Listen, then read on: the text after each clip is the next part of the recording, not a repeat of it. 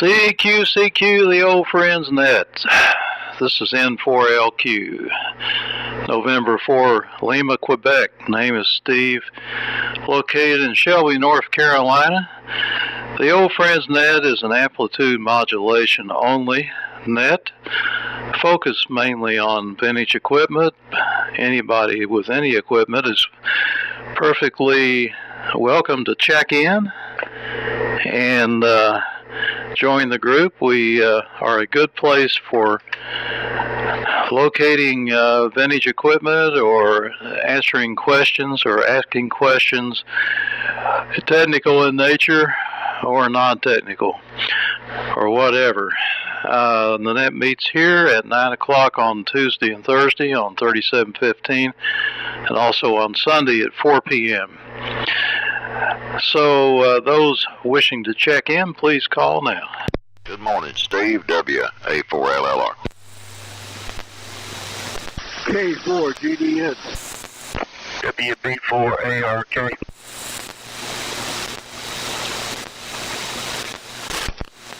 Morning, K3OS. WB4NKL.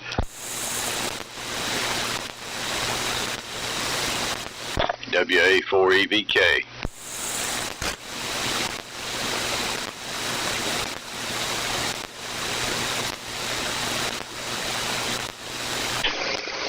W4MEC.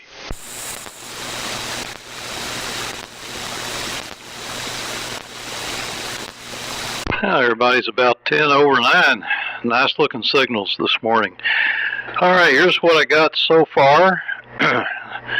First on the list, WA4LLR, Dave, K4GDN, George, WB4ARK, Buddy, K3OS, Gary, and WB4NKL, Cliff, and WA4EVK, Boone, and W4MEC. Do we have, that's Charlie, do we have any more check-ins? Call in 4LQ.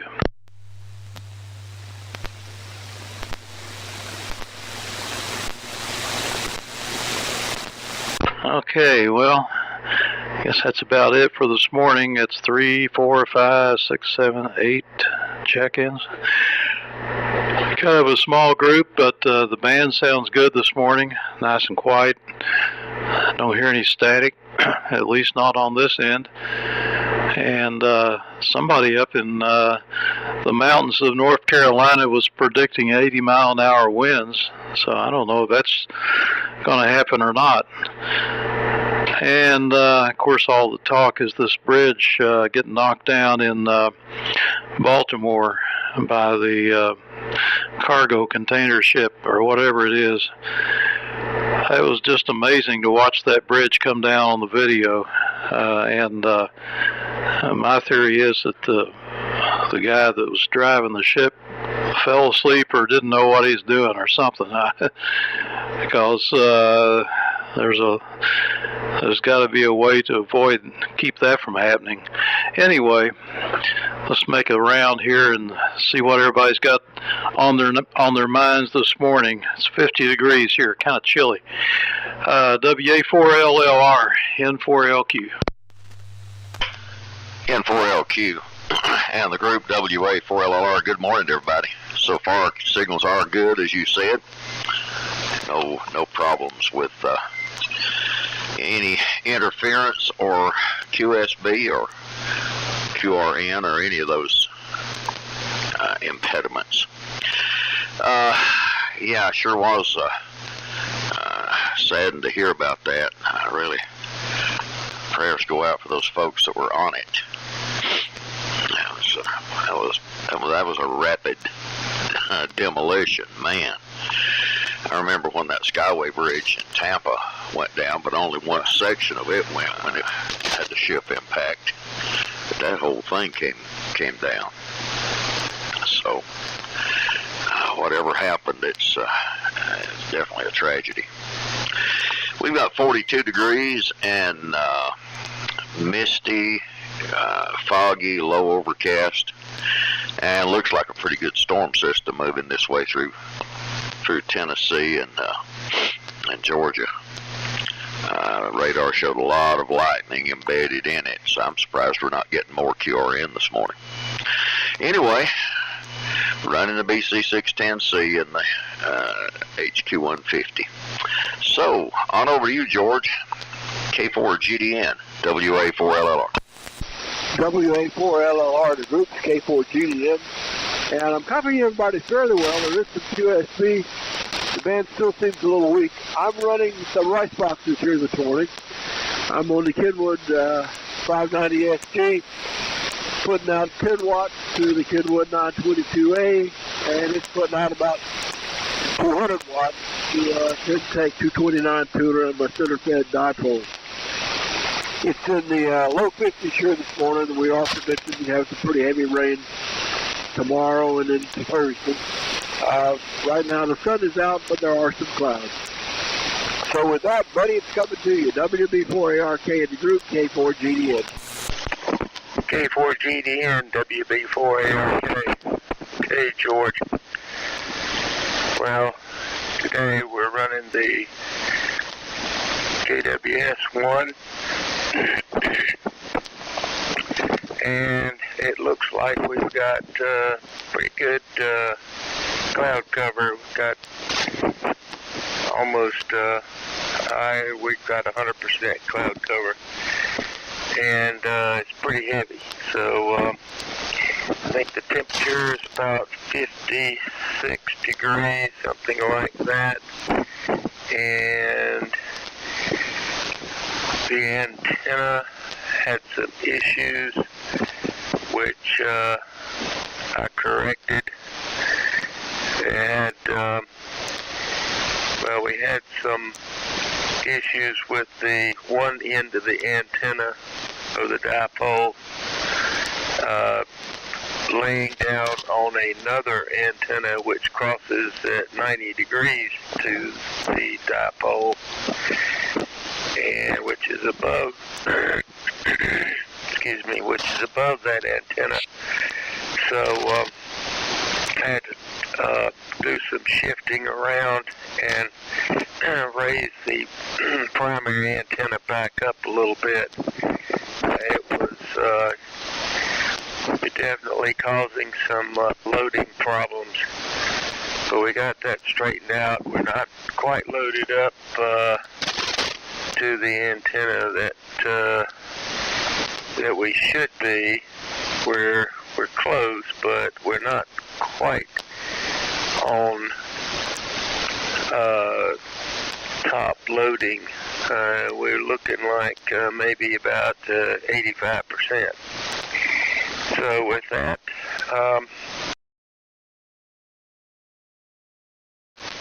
K3OS, this is WB4ARK. Morning, buddy. WB4ARK in the group from K3OS. There we go. Well, cloudy here. My laryngitis is getting a little better, I'm happy to say. I don't know where that all came from. Holy Toledo. Anyway, it's just in my throat. Everything else is fine. And running the Kenwood Twins this morning, because that's the radio that's hitched up to the amp, unless I want to use the new ICOM here, the 7610. So I'm still running some tubes here, and just looking outside, kind of bleak. I guess everybody, buddy, the radio sounds good. I don't think I've heard familiar with that. Not quite as good as some of the other rigs you run, but certainly very pleasant. I'm also listening on my new Eagle, my 10-Tech Eagle here every now and then. Man, it decodes AM just beautifully. So not that I'm going to use it on. I could put 15 watts on transmit if you guys could hear it on the next round. maybe not. Anyway, over to you, Cliff. B4NKL K3OS. K3OS, it's WB4NKL. I believe I could hear you here on 15 watts, Gary. Good signal. Good signals all the way around. And the rain has just started here. It's supposed to rain till after lunch, and then there's a break, and then start raining again. And I don't know about the wind. I haven't. That was over at the foot of the mountain. They were supposed to have those high winds, and they actually called school off in Greene County, the adjacent county to me here. But I haven't had any wind here, or I slept through it if it was last night. So I don't know if that's still on its way or what the story is on that. But running the command set again this morning, and about 60, 70 watts a carrier. So send it on around. Go ahead, Boone. WA4 EVK. It's WB4 NKL. WB4 NKL in the group WA4 EVK. Well, good morning, everyone. About 50 degrees here in Pickens. Running the AF-68 into the old Swan 1 amp SDR receiver. Not much to report here. I'm going to have to make this a check-in, then check out. We're leaving town here in a few minutes. Thought I'd check in and let Charlie know I would not be on the 6-meter net tonight. I've almost got the Thor finished, Charlie. I ordered a full set of electrolytics for it, and almost got it ready to put on the air. And with that, I'm going to turn it on over to Charlie. W4MEC, take it, WA4EVK. Alrighty, Boone. WA4EVK and the old friends, W4MEC.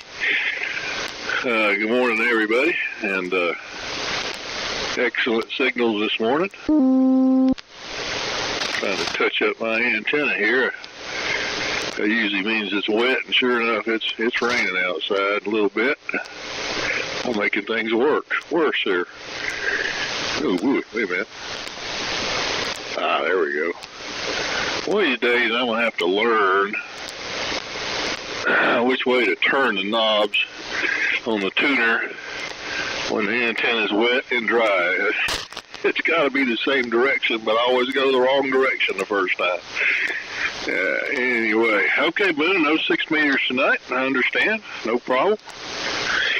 Let's see. I was looking at my wife was telling me about that bridge when I woke up, and I went and looked at it. That's the first article I read said partial bridge collapse. I'm going, I don't know what their definition of partial is, but it looked like it completely fell down. And I was looking really close at the video, and on the central span there, you can see 3 cars on the bridge, and headlights and taillights, but they don't seem to be moving. Whether they just locked up the brakes and panic or what, but I understand there was a bunch of workers there working on the concrete deck.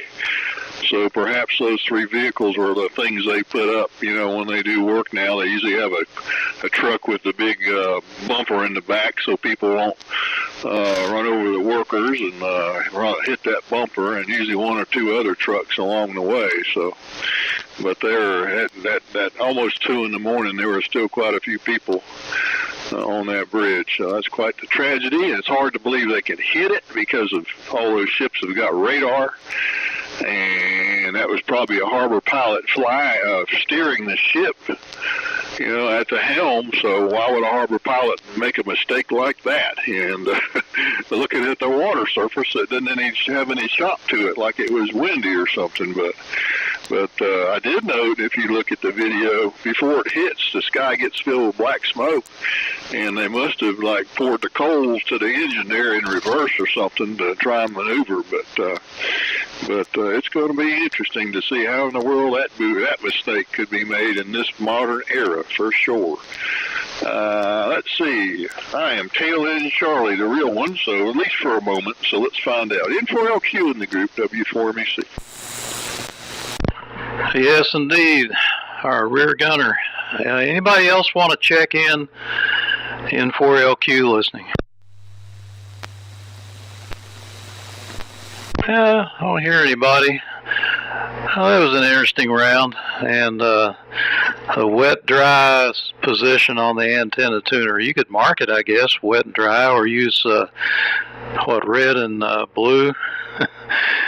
I saw one of the old Far Side cartoons the other day where it showed the control room for the inside of the sun, and big old fat guy sitting there in the control room, and you could see the flames outside the window, and he was kind of sweating and drinking ice water, and on the wall was this huge knife switch that said up and down. Yeah, well, anyway, we had a good night on 160 last night, 1864. We had a discussion about where the town of Rabbit Hash, Kentucky got its name. We talked about how bubble gum is made out of old tires, and how plumbers like thunderstorms, because that's when the hot water tanks always rupture due to the rapid decrease in barometric pressure, and how our plumber used to keep a stash of new hot water tanks ready for the next storm.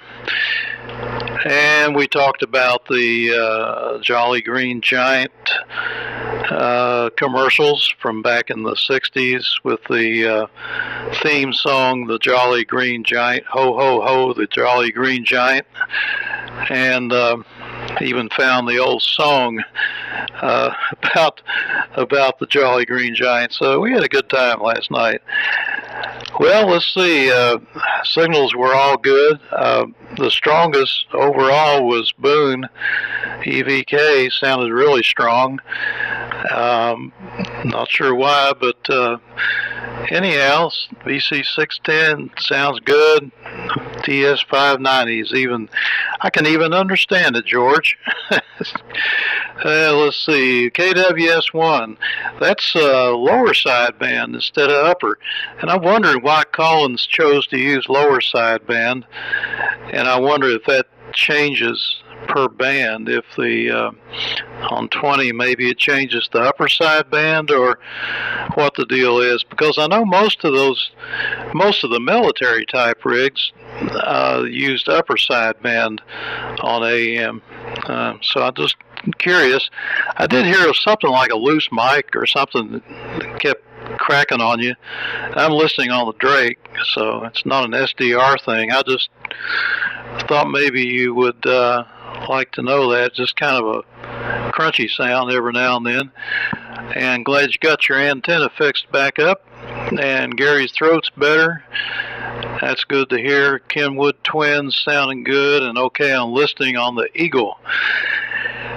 And I remember the first Eagle I saw at the Ten Tech Hamfest. They had that big tent up front with all their new equipment in it, and one of the salesmen was sitting there running the Ten Tech Eagle. And school called off because of wind possibility. That's interesting. I don't remember school ever being called off when I was a kid because of wind. We had some snow, then it was a good thing they did call it off, because it got kind of deep back in those days. Well, let's see. Let's go for another round. WA4 LLR to take it. N4LQ.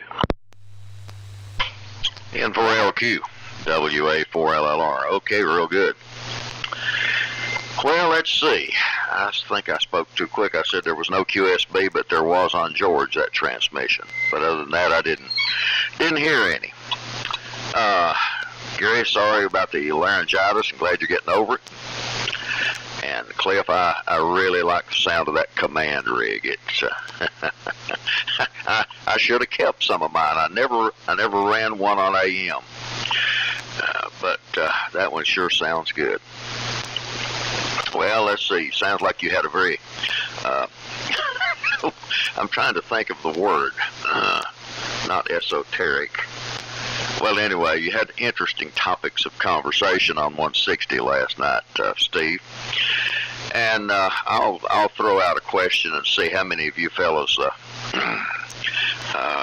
did much plumbing back in the day. When I was in high school, one of my summer jobs was working with a plumbing company.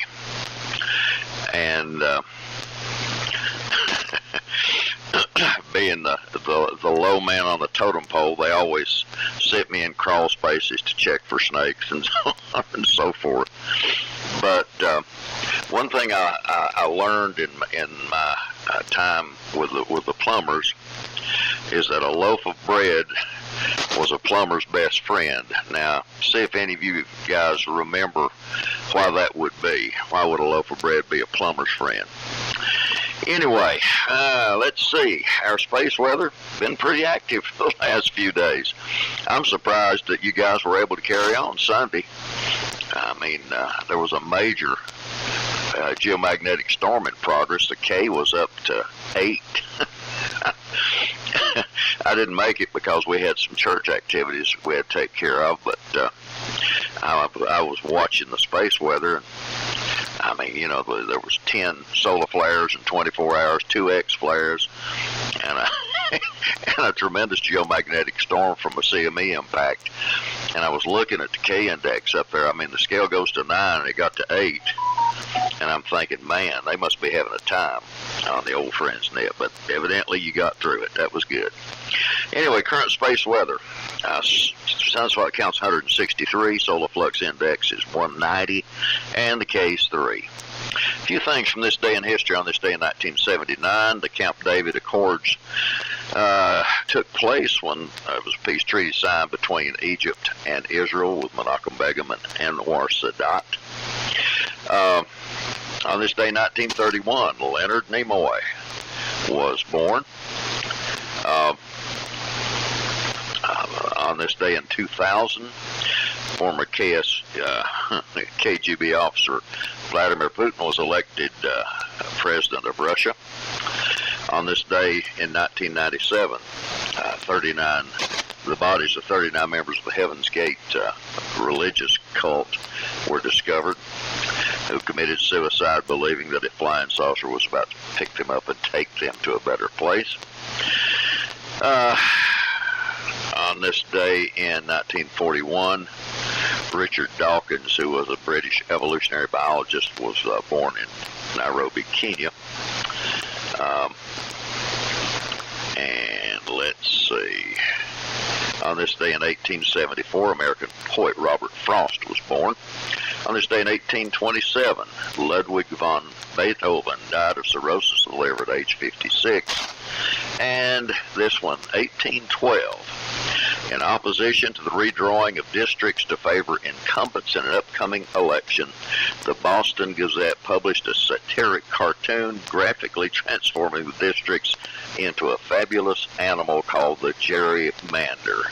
And the term gerrymander has endured throughout our electoral history from that point on. That's enough of that stuff. On over to you, George, if you're copying. K4GDN, WA4LL. Yeah, the QSP is beginning to give me a fit down here with everybody except Steve and Buddy.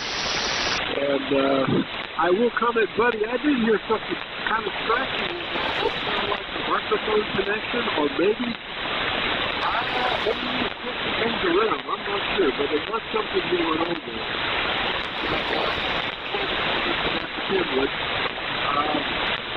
This is about, I don't think the first time I have it on, but I don't have it on very often. And I wanted to try to get in 922.8, just see how they're getting out.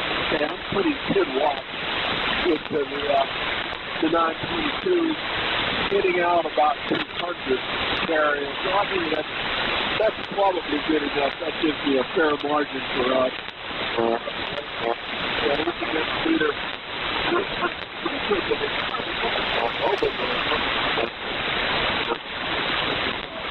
how I've got things set up with the monitor.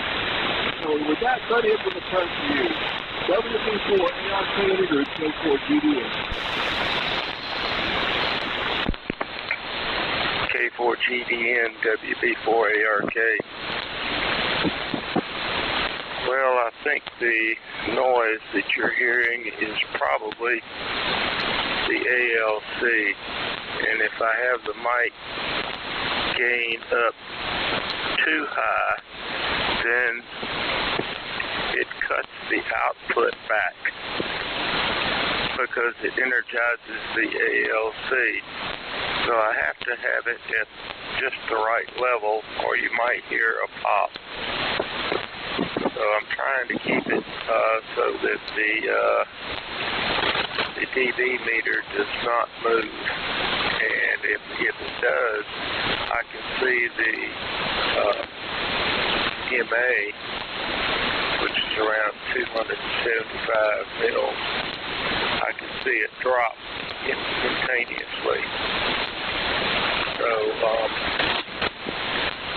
that's the way that works. Why they selected lower sideband, I don't know. The manual does not specify a lower sideband, but most of the information that I have gotten says the lower sideband should be used, although I could select at any time the upper sideband. I can select that right now. So that is the story of the KWS-1. There's a lot of dials and setups and tuning and loading and stuff to set on this thing. Is bias, the filament voltage. It's quite a chore to load one of these units up correctly. So I see the meter pop up with the voice spike every so often, so you might hear a pop. I will say that if I do, hey, that right there, last hey, probably heard a pop with that because the meter jumped up and the MA meter dropped back. So it's hard to get it exactly perfect. Anyhow, well, all the other work that I've been working on is finished, and the Collins unit is back in its case. The one I was working on, that one's done. So we're moving along. That was one for the KWM2, basic KWM2. Had quite a few mods done on it. I performed two relay change-outs, and a bunch of other mods that was checked that had been done over the years by unknown people. So we got that taken care of, and it works perfectly. I'm really pleased with how well it does operate. The final tubes don't have the power output. They're just a little bit under 100 watts, but they're old. 1983 is written on one of them. I think the other was 1981. That's probably the reason. So we'll check that out later. Maybe put a couple fresh ones in there and see if we can get it up to the full power output. So that's it for me right now. Yeah. So we'll send it on to Gary. And Gary, your signal was perfect. I think I could probably receive 15 watts. I don't think there would be any problem. So K3OS, WB4 ARK. WB4 ARK. K3OS in the group, yeah. About 15 watts here. This is, by the way, this is our newly departed friend Lee's Eagle shut down home. So the receive on AM is pretty good. But I'm looking here, and I don't know whether there's quite enough modulation, but I won't hold too much on this round. I'll come back on the third round, back on the higher power radio. So tell you just a little bit about it. It's an interesting thing. Over you, Cliff, WB4NKL, K3OS. K3OS, WB4NKL. Well, good copy. Sounds good, Gary, on the 15 watts. I don't know if anybody answered your question about the bread or not, Dave. I got distracted there a little bit, but I remember using that to stuff in the pipe, copper pipe, to soak up the water so that you could solder the connections. That's what I remember from back in the day. I used to help my uncle plumbing and help my dad doing wiring. When I was a kid, spent a lot of time in under houses and in attics, and I was always the guy that, like you were, the check for snakes. And Steve, yeah, they've called the schools off. There's a section of Greene County down here, this Camp Creek community, and the winds are always terrible there. They've had a lot of damage over the years, and they've lost the roof off of the high school and grade school several times. So I guess that's the reason. My wife went to school down that area. She said they never did call the school off back in the day, though. So it's something they've started here in the last few years. So send it on around. Go ahead, Boone. WA4 EVK. It's WB4NKL.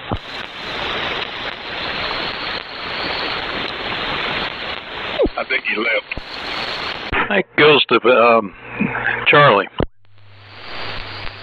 Yeah. Okay. WB4NKL, W4MEC. Real good, fellas. George, you kind of light, but Q5 copy up here more or less. Reading me.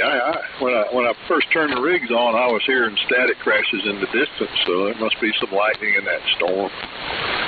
Let's see. Yeah, sticking a piece of bread in the copper pipe there, so at least the ones old ones that you're working on, to keep the water out, and it dissolves when it finally gets cut back on. I got one under my house that I need to change the spigot going out the wall into one of those freeze-proof, and I actually bought it. But that particular spigot has got a cutoff valve under the house. But the duct work under my house, there is only one way to get to where that pipe is, and that is get under the house and crawl all the way to the other end, and go down the end of it and crawl all the way back. There's no way on the end of the house where the entrance to the crawl space is, which is in the basement there, my little heater basement. I don't know if you call it a basement. It's more like an 8x8 foot hole that is open to under the house, and but I want to extend that, and it'll take like 4 trips to change this one pipe out, So I've been a little hesitant to put in that new thing because of that. But anyway, I forgot you talking about the songs you were commenting on the net last night, and I had. I'm not going to say the internet was new, but it was a lot of the things we have on the internet now that you can access and look up weren't there. And I discovered a site that had all these audio sound bites from things like the Jolly Green Giant, the Roadrunner cartoons, all kinds of bits of tracks of information. One of them was the song to the show Rawhide.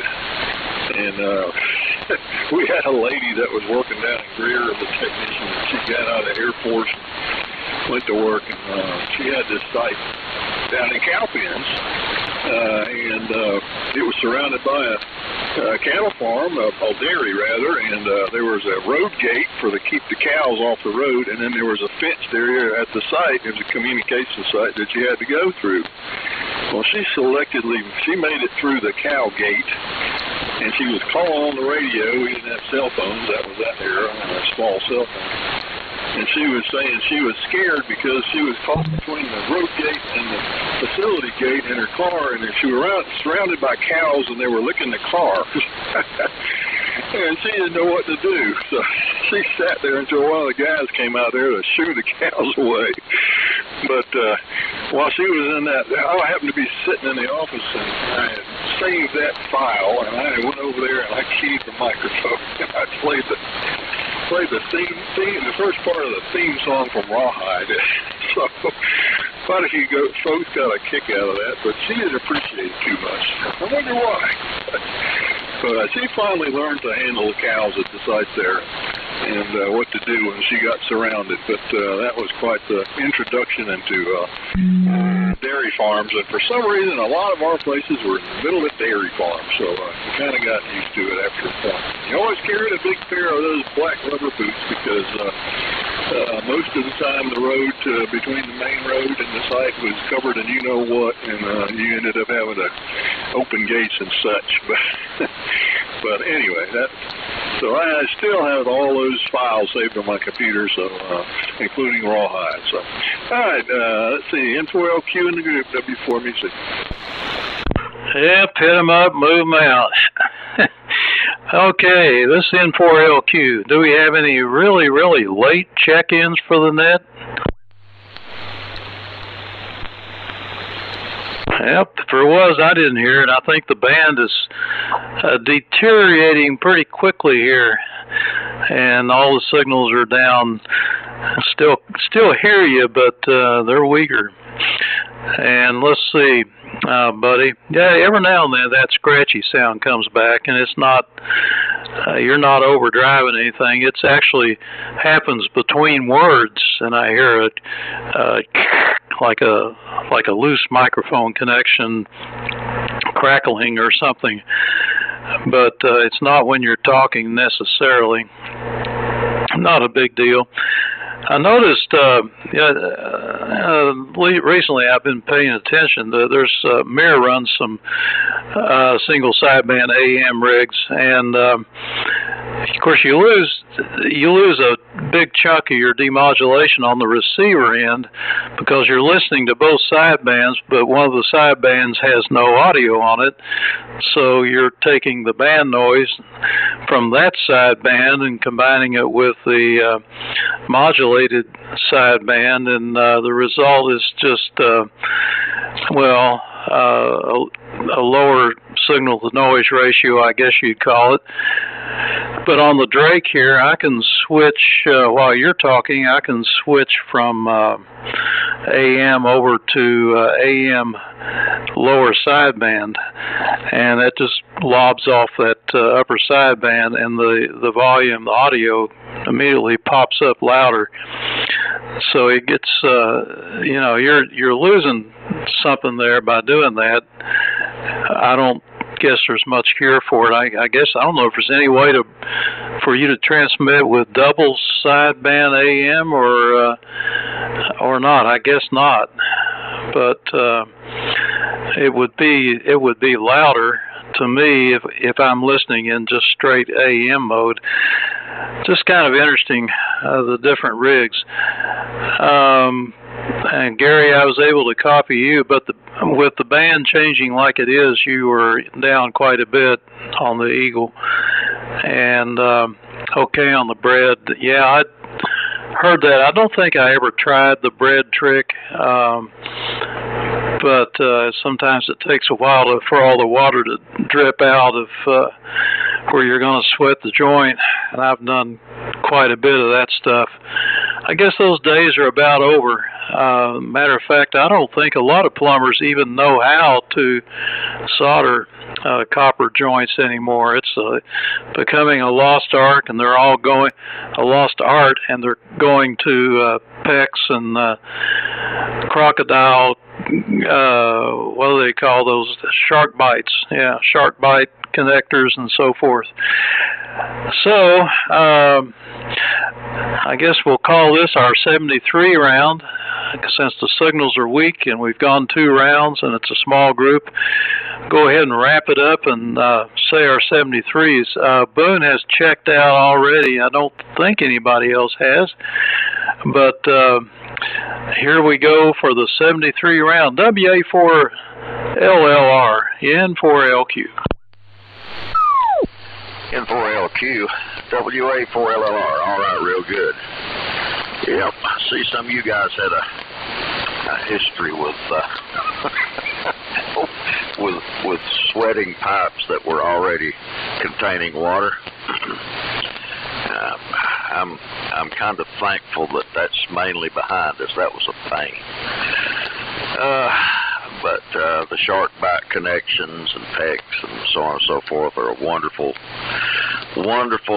improvement. It kind of takes, in one way, it kind of takes the art of plumbing and makes it something about anybody can do. But it sure is a good way to repair things and replace faulty or ruptured pipes. I know it seemed like we were forever repairing copper lines that had frozen. But don't run into that too much anymore with PECs and so on and so forth. Anyway, enjoyed it this morning. Steve, thanks for calling. Everybody have a good one. 7-3, God bless, and Lord willing, we'll catch up with you on Thursday. If you can hear me, George, K4GDN, WA4LLR.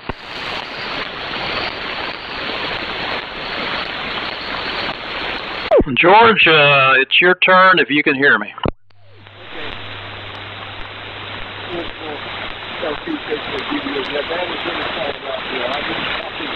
could hear those in there, but I really couldn't talk to you. Even Buddy still feels he couldn't get it done. So I'm going to take David for the next call in there. Hopefully we'll be in the on Thursday. So, let's see, this is Buddy now. Those people are on for you. Okay, Joe. Go ahead, buddy.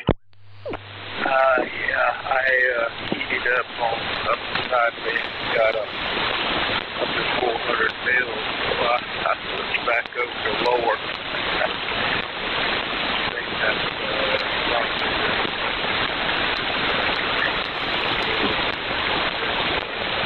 back down, drop the carrier level down. Well, anyway, yeah, I forgot about the mention about yeah, I was at the hospital one day many years ago, and our house on the end of Charlotte, I had an issue with we did copper and boy, I was really having a hard time soldering the joint.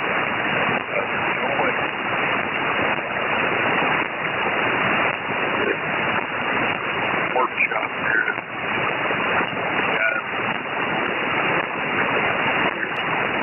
You didn't put any thread in the pipe to block the water. I said, no, I didn't know anything about that. He said, yeah, so you put some bread in there, and that'll block the water, and then you can make your solder joint without it being interrupted by the flow of the dripping water coming through. I said, okay, I'll try that next time I need it. It worked perfectly. So that was my introduction to how you do that, and it was pretty involved. You gotta wait for the water pressure to build up pretty good to blow that plug of bread out, but it worked. Well, I'll say 73, and everybody has a great upcoming week, and we'll, Gary, your 15 watts was barely readable here. I had trouble. I had my headphones on. If I didn't, I wouldn't be able to hear you. So maybe you change back over to full power now. So at any rate, I think it goes to Gary. If not, it goes to Cliff. So K3OS WB4 ARK 73, everyone. And thanks very much for doing the net, Steve. Okay, buddy. You faded down almost to oblivion that time, so band is changing here, so we're back up on 100 watts or so. So I will say 73s to everybody for now. Everybody have a great day, and we'll catch you all later. And Cliff, I'm just wondering how you modulate that command set. I don't think I've ever worked a guy running AM on one. Plenty of CW, but not. So I wonder, clue me in here. WB4NKL, K3OS. K3OS, 744NKL. This one is modulated by, it's a homebrew modulator, but it's a copy of the ICO 730. So it's plate modulated and got a homebrew power supply that's running about 700 volts DC to the transmitter. So I'm getting about 70 watts out. The modulator that came with that they used on the Arc 5's the command sets was a screen modulator originally, so you could only run about, I played with one, about 10 watts of carrier is all I could run with a reasonable modulation. So plate modulation is the way to go on these command sets. And this was from an estate sale. I picked a check. It went down to Knoxville and bought a Ranger and and I picked this stuff up too, and so he passed this along to me, and I basically just had to hook it up, and the guy had passed away back around 2000. We'd been setting all these years. I had to replace a couple of capacitors in his homebrew modulator, but that's basically all I did. I mounted it all in a little rack here and made a pretty neat little setup. I'm working on getting a command receiver to go with it. I've got one here that I need to go through and get it going. Steve, thanks for the link to the Jolly Green Giant. I don't remember that song. I remember Louie Kingsman did, but I don't remember hearing that before, so yeah, I enjoyed that. 73s, and thanks for calling it. And so you said Boone got out, and I'm not sure who Boone was passing it to, so whoever's next, go ahead. It's WB4NKL. Okay, Cliff, WB4NKL in the group W4MEC. Well, Jolly Green Giant was a commercial, and for frozen vegetables, and they were supposed to be so fresh, like they just came from the valley of the Jolly Green Giant. So it's also the name of a helicopter, the nickname for a helicopter. Anyway, if there's anything about the command set transmitter that's the issue, it's how the little tuning knob and how many turns you got to take to get that thing from one end to the other. That's one of those set and forget things where you get your favorite frequency and you don't want to move off of it. So anyway, let's see. Well, I know. I think Dave's still there. Yeah, it was quite an interesting day. We were wondering where you were on Sunday there, because it was quite the trip, and I think one or two fellows mentioned the fact that I wish Dave was here. He could tell us what's going on. So you were missed in more ways than one on Sunday. Anyway. Soldering, yeah, the plastic pipe really takes over. It's funny, I've seen a couple houses where they've come in and repiped, especially ones with galvanized steel pipes, which is what we had as a kid. And I've seen them come in with the plastic PEX, and it's quite amazing how they get the pipes to where they're going. One of them I went into in the attic, and the pipes were just all over the place. They didn't bother to put like elbows in them or things like that, where you would run a straight run of pipe, put you an elbow, and then make it turn. They would repipe from the attic and drill holes in the top plate down into the wall and just pass the pipe through. And you look up in the attic, and these pipes are going back and forth, back and forth, back and forth, you know, from one side of the house to the other, tied into the feeds and all that. But it wasn't a very neat job. Maybe it was a poor company that did it, but I've seen 2 houses like that now, where they just repiped them like that, kind of haphazard. So I understand the first bunch of PEX fittings were pretty sorry, and people are winning lawsuits over that one. But apparently these Chinese handcuffs kind of PEX that they have now, where you just push them together, are no issues. But both my son and I are still copper folks, and when he was doing his plumbing, it's all copper, and anything I do here is all copper. So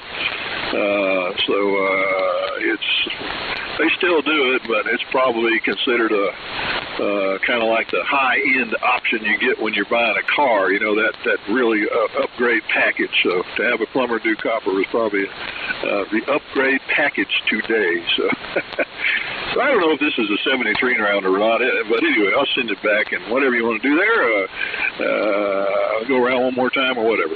N4LQ in the group, W4MEC. Roger, Roger. W4MEC, N4LQ. Yeah, that was the 73 round. And as far as copper pipe goes, I've kind of gotten rid of that. We bought this house, and it was full of copper pipe, and we had pinhole leaks everywhere. Had to replace it all with PEX. It was an expensive project. So after all the research I did and all that, it's a common issue, and the average lifespan for copper is 15 to 20 years, and then it gets thinner and thinner as time goes on from the wear and tear of minerals going through the pipe, and depending on your mineral content determines how long the pipe's going to last. And supposedly that's not going to happen with PEX, but time will tell, I guess. But hopefully it lasts longer than copper. So copper's okay. I think PEX is now considered the best. And anyway, whatever. And Jolly Green Giant sells canned vegetables, and they have the best asparagus, canned asparagus that you can get. I absolutely love Jolly Green Giant or Green Giant asparagus. And the song was The Green Giant by Louie Louie, and I mean by the Kingsmen, who sang Louie Louie. So look that up, and it was a hit back in the 60s when it came out, and it did come from the commercial, because it starts out sort of sounding like a commercial. Anyway, it's been a good net. Thanks everybody for showing up and for putting up with the weak conditions, and we survived, and we'll look forward to our next net Thursday morning at 9 a.m. here on 3715. So good morning, 73s. Have a great day, and we'll see you later. This is N4LQ, closing the net.